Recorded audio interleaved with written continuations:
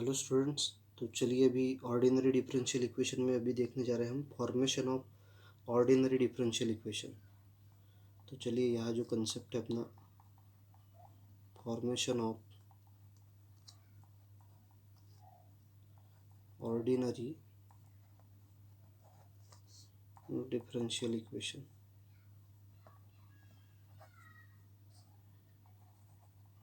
ये जो है अपना टॉपिक है। तो यहाँ देखेंगे फॉर्मेशन सबसे पहले क्वेश्चन दिया है। क्वेश्चन 1 यहाँ क्या दिया है, find the differential equation y is equal to c1 cos 2x plus c2 sin 2x। ठीक है।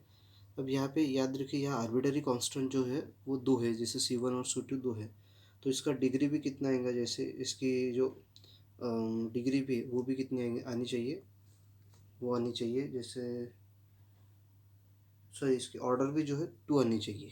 ठीक है। तो अगर कभी आर्बिट्ररी कांस्टेंट अगर दो है तो इसके ऑर्डर भी कितने आएंगे, टू आएंगे।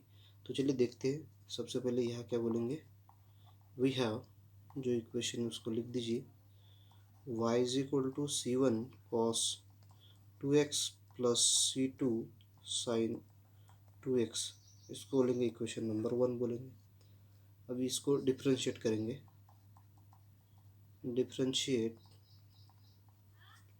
With respect to x, we get, इसको डिफ्रेंशिएट करना है।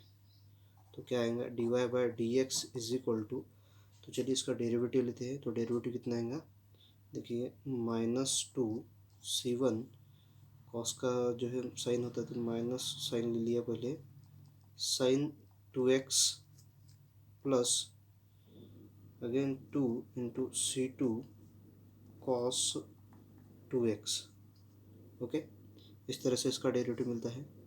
अब क्या करेंगे, इसका अगेन डिफ्रेंशिएट करेंगे, इसको again differentiate with respect to x। इसको फिर से डिफ्रेंशिएट कीजिए तो क्या मिलेगा यहाँ पे, सो यहाँ मिलेगा d square y upon d x square is equal to, अब देखिए अगर इसका फिर से डेरिवेटिव लिया जाए तो minus sine is as it is, इसका हो जाएगा फिर से साइन 2x, मतलब यहाँ पे आ जाएगा 2 2 ज़ा 4, c1 साइन का हो जाएगा कॉस 2x, यहाँ भी 2 2 ज़ा 4 मतलब 4, और यहाँ कितना होता c2, तो सॉरी यहाँ कॉस का डेरिवेटिव माइनस होगा ना, तो यहाँ माइनस साइन आएगा, -4c2 साइन 2x, इस तरह से आएगा। ठीक है। अब इसमें से जो है -4 कॉमन निकाल लेते हैं। -4 को कॉमन लिया तो ब्रैकेट में कितना बचता, c1 cos 2x plus c2 sign 2x, ये आएगा। ठीक है। और यह c1 cos 2x plus c2 sign 2x मतलब ये क्या होता है, y होता है। तो इसको लिखेंगे -4y फ्रॉम इक्वेशन 1। ठीक है। मतलब यहाँ पे d square y upon d x square is equal to -4y, ये आपका आंसर हो जाएगा। ठीक है। चलिए इसी तरह एक और एग्जांपल देखेंगे। यहाँ पे क्वेश्चन नंबर 2 क्या है, फाइंड द डिफरेंशियल इक्वेशन, क्या है इस बार, y is equal to a cos x square plus b sine x square, इस तरह से है। तो फिर से क्या करेंगे, यहाँ वी हैव, अब देखिए जैसे पहले क्वेश्चन में मैं आपको फिर से बता रहा हूँ, जैसे मैंने पहले बताया था, अगर कभी इसके आर्बिट्ररी कांस्टेंट यहाँ दो थे, इसलिए इसके मतलब जो है डिग्री भी, सॉरी ऑर्डर भी जो कितने, ऑर्डर 2 आई। सेम यहाँ पे भी जैसे आर्बिट्ररी कांस्टेंट दो है, इसलिए इसका भी मतलब जो होगा जो ऑर्डर आएंगी वो भी कितने आएंगे, 2 ही आने वाली है। ठीक है। तो चलिए डिटेल में देखेंगे। तो जैसे यहाँ दिया है सबसे पहले वी हैव, तो क्या आएगा, y is equal to a cos x square plus b sine x square. ठीक है। इसको इक्वेशन नंबर 1 बोल दीजिए। फिर क्या करेंगे, इसको differentiate with respect to x we get, इसको डिफ्रेंशिएट करेंगे। तो चलिए इसको डिफ्रेंशिएट करते, तो क्या मिलेगा मुझे यहाँ पे, d y upon d x is equal to, ठीक है। तो देखिए यहाँ कॉस का डेरिवेटिव होता है माइनस साइन, तो यहाँ हो जाएगा minus a sine x square, और यहाँ एक्स स्क्वायर का derivative into twice x, plus देखिए यहाँ क्या होगा b cos x square into two x, ठीक है। अब यहाँ से देखिए टू एक्स की टर्म आ जाएंगे कॉमन, तो यहाँ टू एक्स को ले लेते बाहर, तो ब्रैकेट में कितना बचता, minus a sine x square plus b cos x square, ये टर्म ब्रैकेट में बचती, ठीक है। अब क्या करेंगे, इसको बोलेंगे फर्स्ट टर्म और इसको बोलेंगे सेकंड टर्म, ठीक है, क्योंकि यहाँ पे दो टर्म है इसलिए अपने को दो टर्म सॉल्व करने पड़ेंगे, ठीक है। तो देखिए सेकंड टर्म में क्या होगा यहाँ पे, ठीक है। तो देखिए अभी इसका डेरिवेटिव लेंगे यहाँ पे, तो देखिए क्या होगा, d y by d x is equal to, अब यहाँ पे जैसे फर्स्ट टर्म और इंटू सेकंड टर्म बोला है, तो यहाँ पे सबसे पहले क्या बोलेंगे, first term is as it is twice x into second derivative of second term. तो चलिए सेकंड टर्म का डेरिवेटिव लेंगे यहाँ पे, तो क्या आएगा सेकंड टर्म का डेरिवेटिव, जैसे minus a sine x square का है, तो देखिए यह minus a as it is sine x square का डेरिवेटिव होगा cos x square into twice x, okay, plus, अब यहाँ पे प्लस का हो जाएगा माइनस, सॉरी यहाँ पे इसको ब्रैकेट में लेंगे, ठीक है, plus sine is as it is, अब यहाँ b is as it is cos x square का डेरिवेटिव होगा minus sine x square into twice x, इस तरह से लिखूँगा मैं इसको, ठीक है।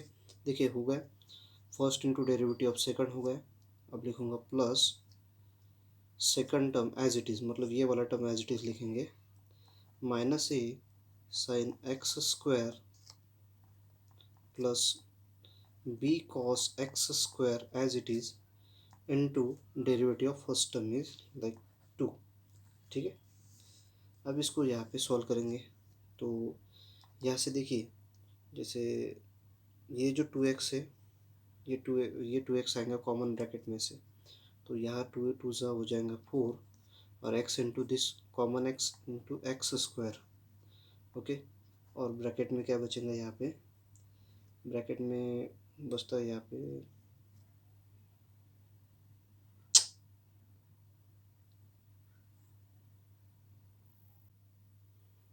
तो चलिए अभी यहाँ पे जो है अपने को टू एक्स कॉमन निकला है यहाँ पे, तो यहाँ पे क्या हो जाएगा, जैसे ये टू एक्स और ये ब्रैकेट में जो टू एक्स है ये और ये माइनस से ये कॉमन आएगी, तो यह हो जाएगा माइनस फोर एक्स स्क्वायर, ये टर्म बाहर आ जाएगा, ठीक है। फिर ब्रैकेट में क्या बचता, यहाँ पर ब्रैकेट में बचेगा a cos x square plus b sine x square, ये ब्रैकेट में बचता, प्लस यहाँ पे नीचे लिखूँगा प्लस, और जो सेकंड टर्म है अपनी वो एज इट इज़ रहेंगी, जैसे क्या है टू इंटू ब्रैकेट में minus a sine x square plus b cos x square, ये टर्म एज इट इज़ रहेगा, ठीक है।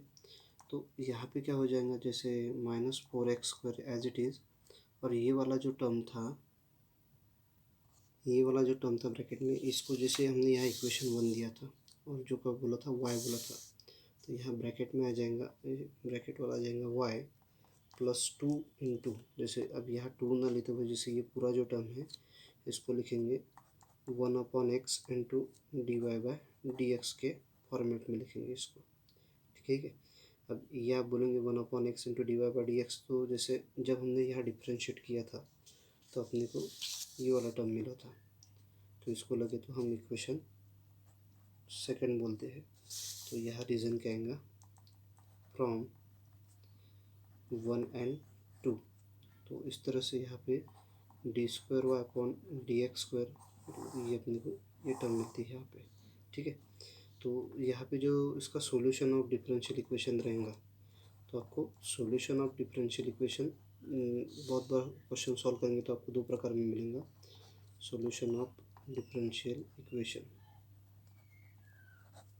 देखिए इसमें सॉल्यूशन ऑफ डिफरेंशियल इक्वेशन जो रहेगा, जो पहला है इसमें रहेगा जनरल सॉल्यूशन, पहला रहेगा जनरल सॉल्यूशन, ठीक है, या फिर उसको बोलेंगे हम कंप्लीट सॉल्यूशन भी बोलेंगे। कई बार आपको ये दो वर्ड सुनाई देंगे, जनरल सॉल्यूशन या फिर कंप्लीट सॉल्यूशन।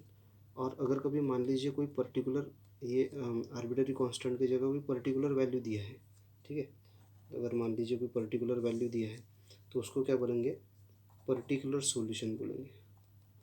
उसके लिए वर्ड यूज़ करेंगे पर्टिकुलर सॉल्यूशन, ठीक है।